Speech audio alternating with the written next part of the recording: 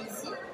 Et donc on a partout. Et alors le truc, c'est qu'on a pu faire beaucoup de datation.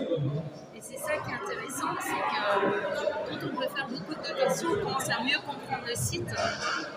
Et là, on a pu se rendre compte que les dates les plus anciennes, elles étaient au centre là, de la mare, comme ça. Et plus on allait vers la périphérie, plus c'était récent. Donc on part soit de 4e, 3e siècle avant notre ère là, à 1er, 3e siècle de notre ère au milieu, et à 3e, 4e siècle de notre ère en périphérie.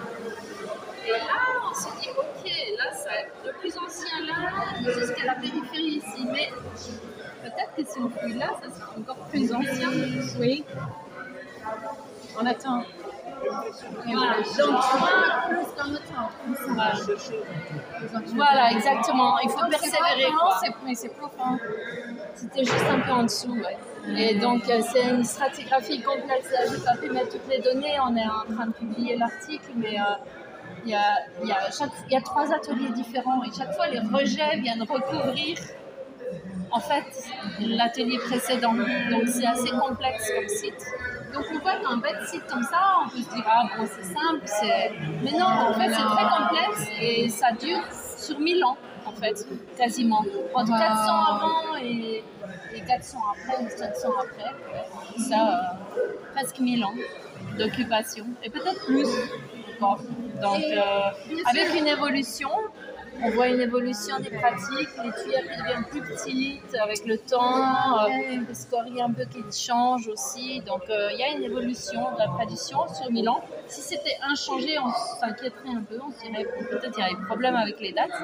Mais là, on a de nombreuses dates et on a une évolution dans la technique. Donc, je pense que c'est crédible. Et c'est intéressant. Je pense que c'est la première fois qu'on met vraiment en évidence un site aussi complexe et aussi ancien de production du fer au Sénégal. Au Sénégal.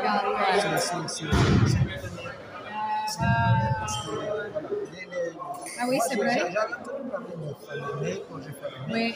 mais je ne savais pas que c'était aussi aussi grand, profond. aussi... Oui. Mais pour nous, la question, c'est toujours c'était qui était là.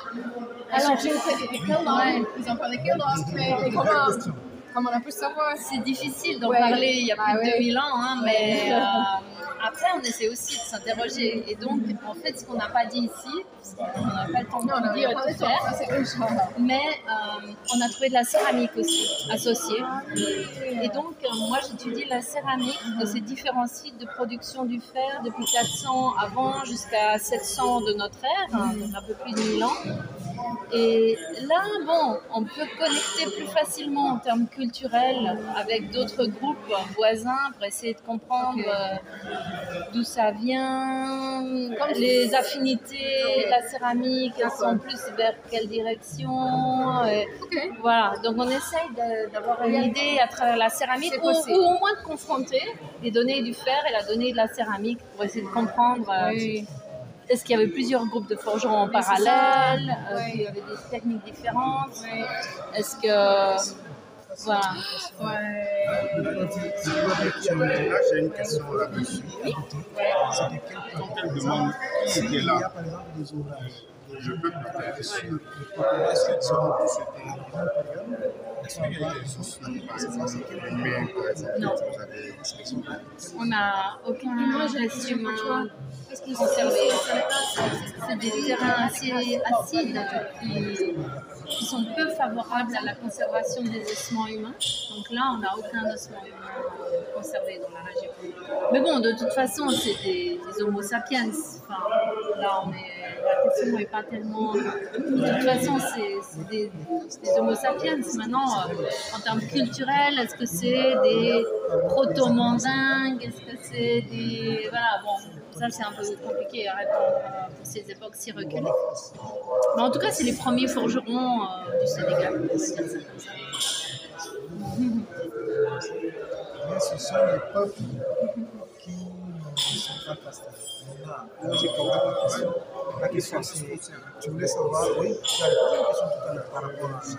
Oui, je voulais savoir, par exemple, normalement, les forgerons sont aujourd'hui dans nos jours, ils font partie d'un caste. Oui. Donc, même si on les laisse devenir, c'était la chance qui a pris cette saison, ça ça n'est pas forcément le même ethnie que le forgeron. Oui, Tu vois ce que je veux dire? je vois. Donc peut-être comme elle disait, c'est mieux de savoir ça par rapport au curriculum. Mais aussi les pâtissiers, s'il s'agit de casse-œufs aussi. Effectivement. En tout cas, je pense que pour avoir une réponse prometteuse, c'est peut-être d'élaborer un questionnaire, et un questionnaire de ce genre-là.